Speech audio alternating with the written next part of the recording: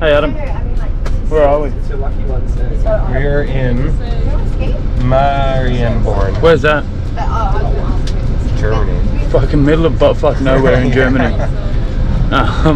We are on our way to Berlin. We have left Amsterdam. Or Adamstown.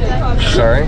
Adamstown. That's Amsterdam. Amsterdam. Oh, because there was Adam written everywhere. Yeah. No, Amsterdam was so awesome.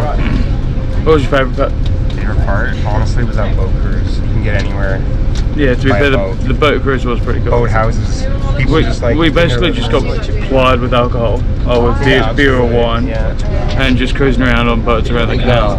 I didn't get footage of that, so you won't see that because I forgot to take my GoPro with me because I'm an idiot. But yeah, so to be fair, I think the Heineken Museum was it for me. Yeah, I didn't get to go. Ooh. We walked by. It looked so awesome.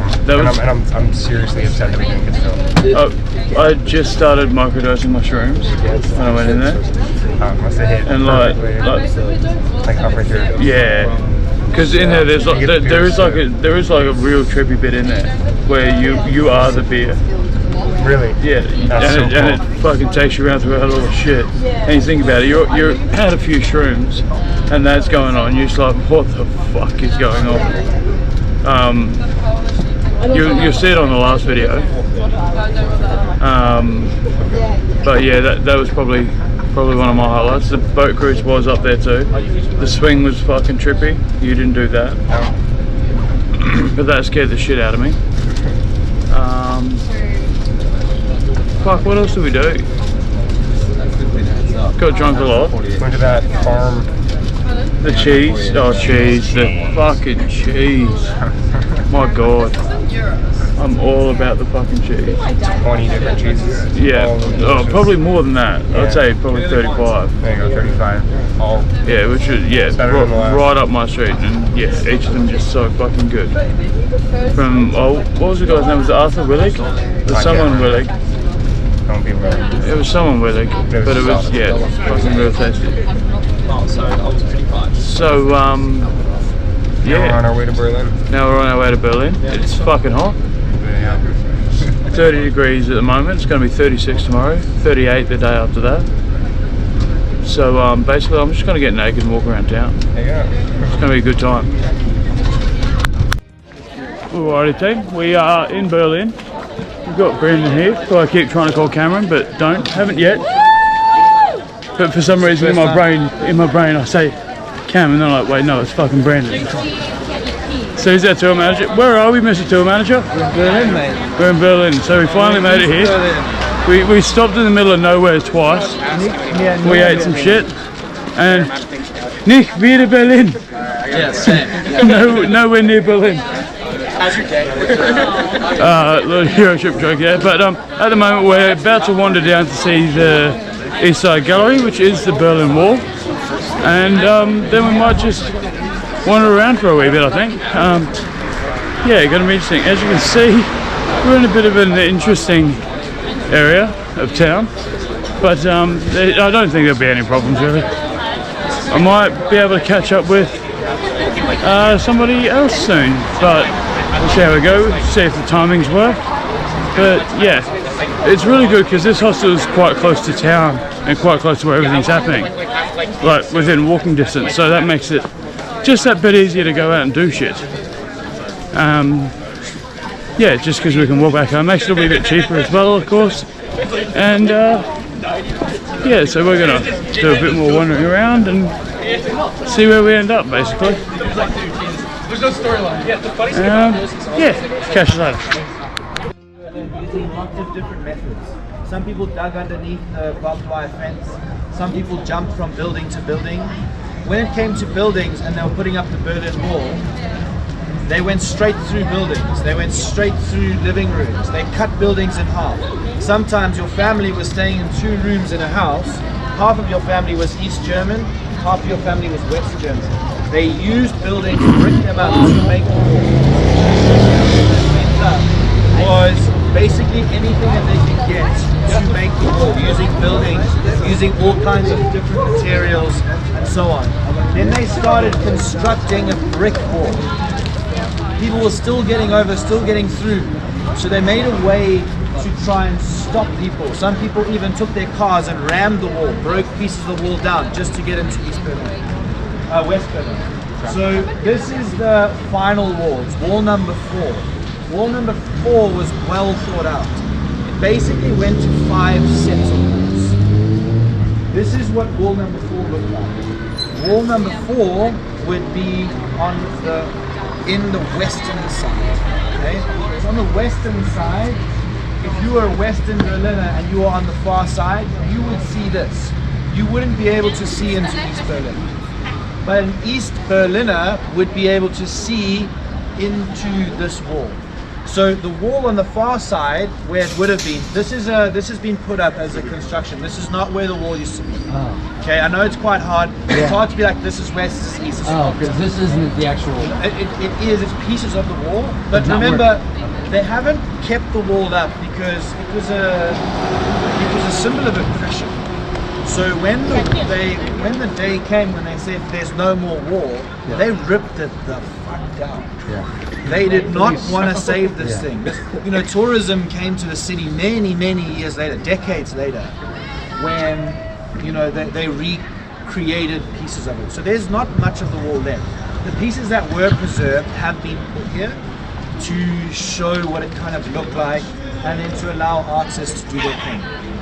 This side of the wall is free for all. You can just do whatever you want. The other side of the wall is the open air art gallery.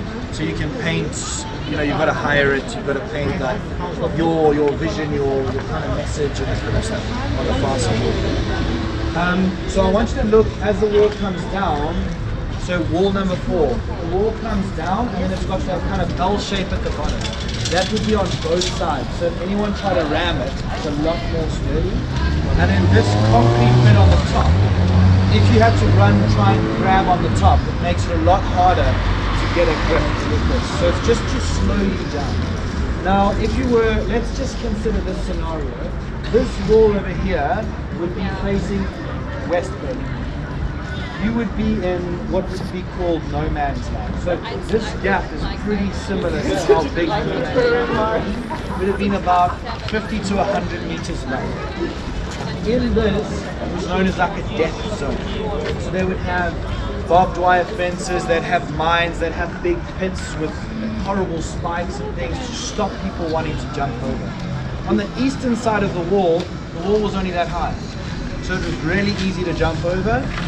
You would then be chased by dogs, sirens would go off, lights would be shone on you, bullets would be fired at you, trying to just get it. But it wasn't the Allies. We built them. Yes. So if you it was the Russians on this side, or the Soviet Union, or the GDR, the German Democratic Republic. Yeah. So just to give you an idea, the Germans that were living here made a deal with the Russians.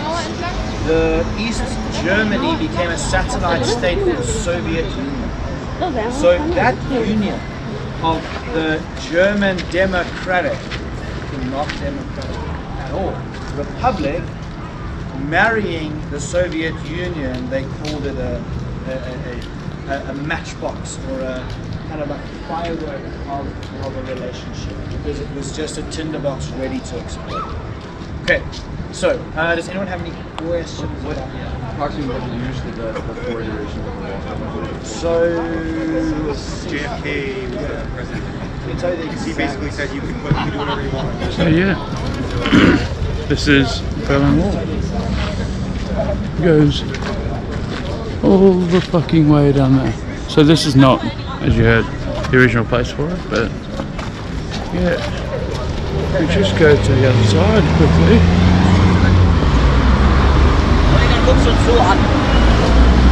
You can tell the artwork is much nicer.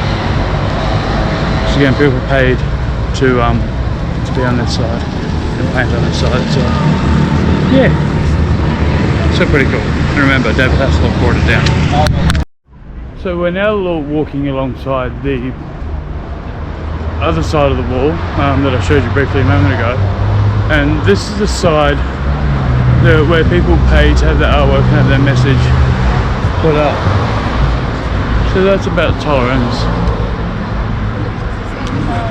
Les examens, c'est devenu excellent.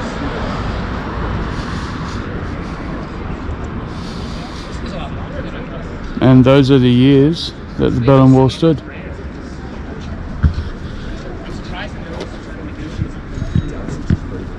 Some of these are pretty poignant, eh? Oh, they're like fucking right on the nose, like this is fun. Probably wasn't the best wall ever constructed. No, but like I said, it's hard to get over, so served its purpose. Yeah, some of the artwork down here is pretty incredible, pretty great. But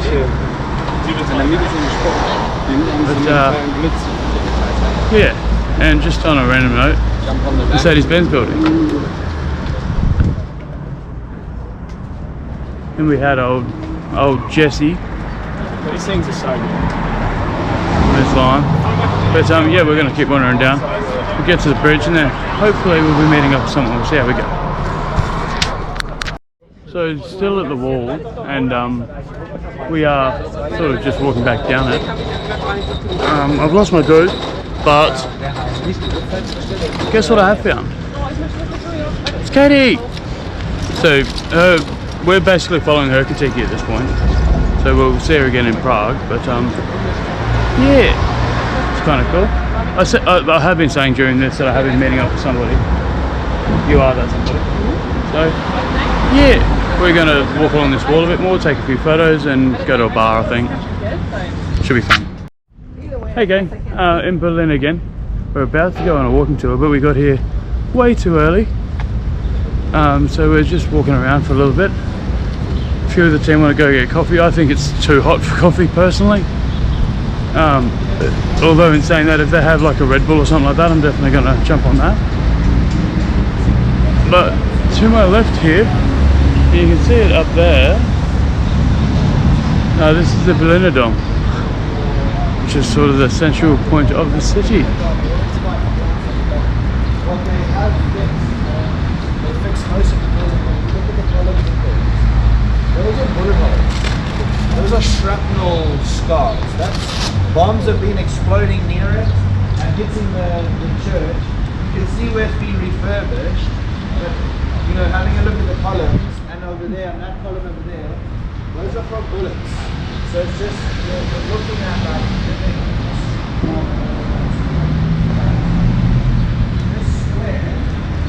Yeah, so you can see all the holes up there, especially just there.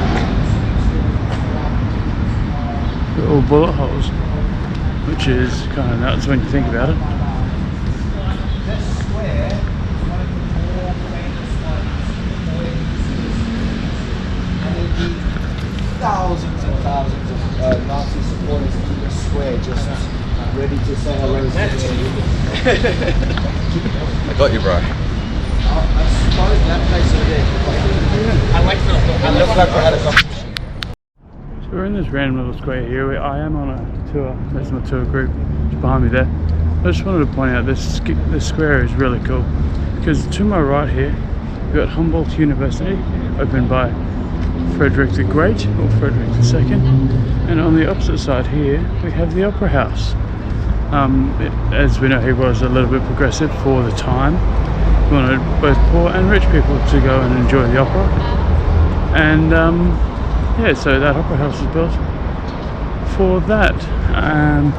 Over my right shoulder here is the Catholic Cathedral, which is the future cathedral, which I don't know much about, but yeah, we get back to my tour and keep going. It's really cool. And then you've just got, I don't know what this building is here, but lots of very cool buildings here.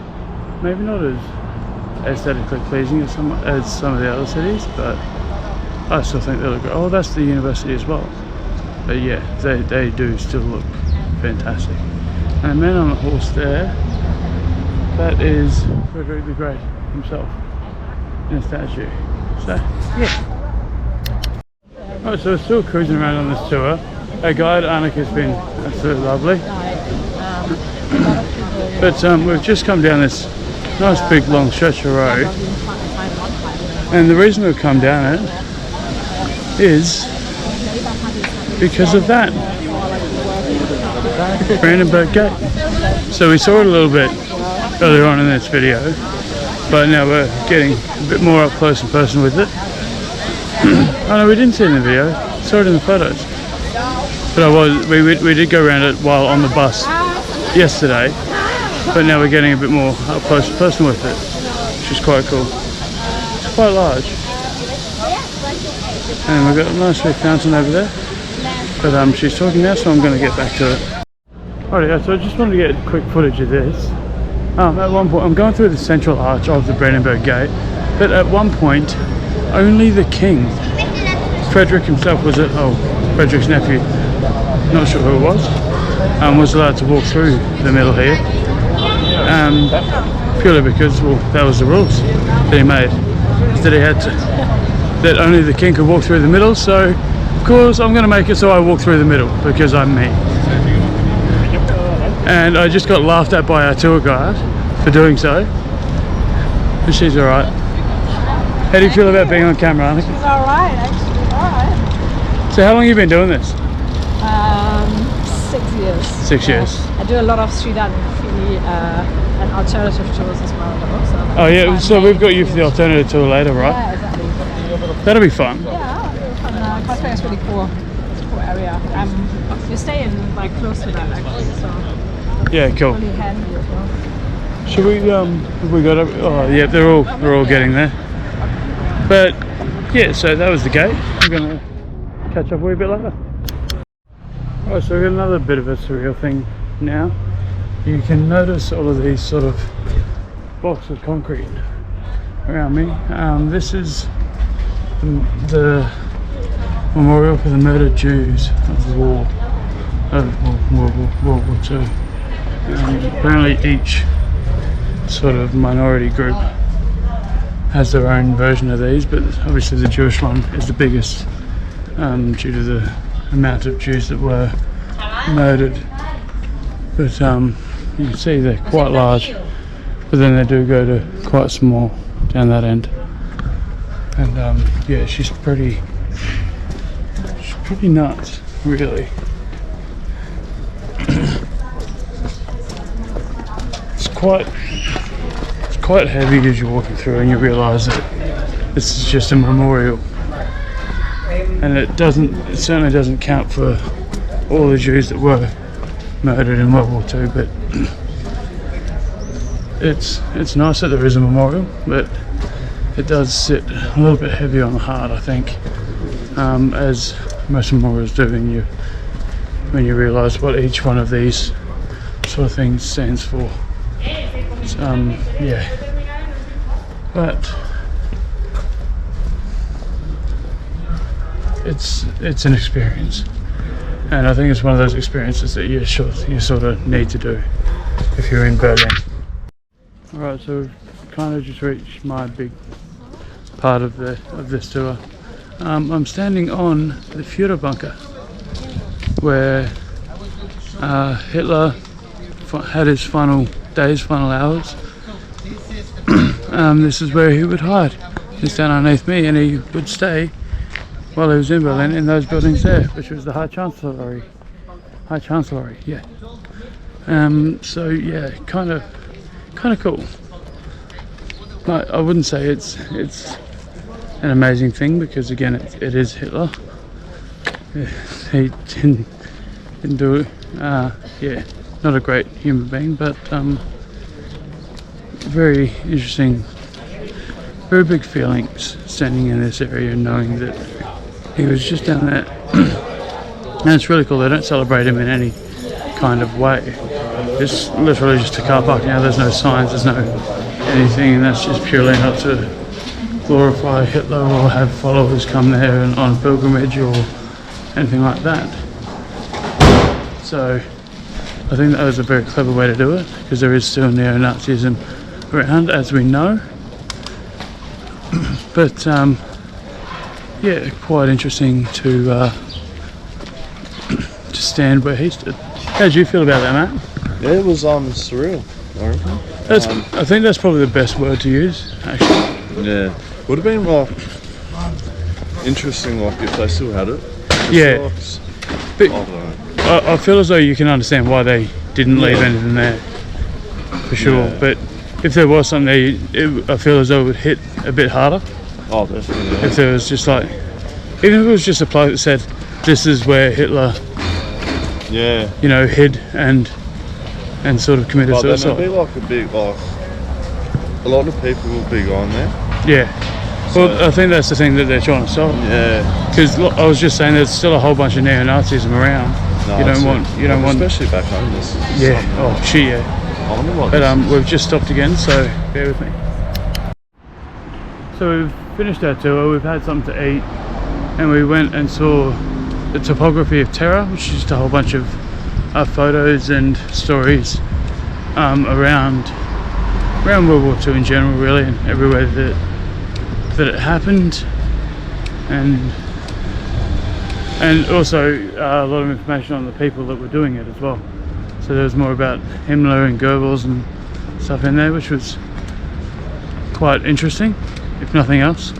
On my way now back past the Brandenburg Gate, which we saw earlier, on the way to the Reichstag, which is still the Parliament building, but also where Hitler held his Parliament. So I'm gonna go check that out. Got Darcy over there with me. We're going to do that, and then I think we head back to Berliner Dom and go back to the hostel, have a fucking shower, because I feel fucking awful. I feel like you could smell me from down the end of the street because of all the sweat and nonsense we've had. But yep, gonna go do that, and then we've got another tour this evening with Annika again, which is alternative Berlin. So apparently it's more of an arty kind of tour, especially with street art and stuff like that. So should be a fun time. But yep, for now, gonna go relax for a little bit. Okay, I made it. I'm at Reichstag, which again is the political home of Berlin, or arguably Germany, really. But obviously he's had a bit of a checkered history, is probably the easiest way to put it. Bit of a checkered history. Especially around the 1930s, 1940s, it was especially checkered, for obvious reasons. But it is a stunning looking building, especially when you think about New Zealand. Like our Parliament building is called the Beehive. It looks like a fucking beehive. To be fair, it's not actually that bad of a building, but you compare it to stuff like this, it sort of pales in comparison, I guess, in size as well as how it looks. So yeah, I think we're just going to wander around a wee bit more, and then depending on the time we might head back to Berliner Dom Cathedral, and yeah, maybe do some exploring. We'll see how we go time wise. Well, yeah, so we're now on an alternative tour of Berlin. We've got the same tour guide, Annika, who is lovely. She's telling us about some clubs where some of my kind of stuff happens. They're not sex clubs in particular, but it's okay to have sex at them, which is kind of cool. We've gone through and we've seen some artwork, and we've learned about the sort of left-wing side of Berlin, which has been kind of cool. And the other important thing is that we can drink. Mickey wants to say hello. Hello. Having a quiet one. Oops. This is a quiet one.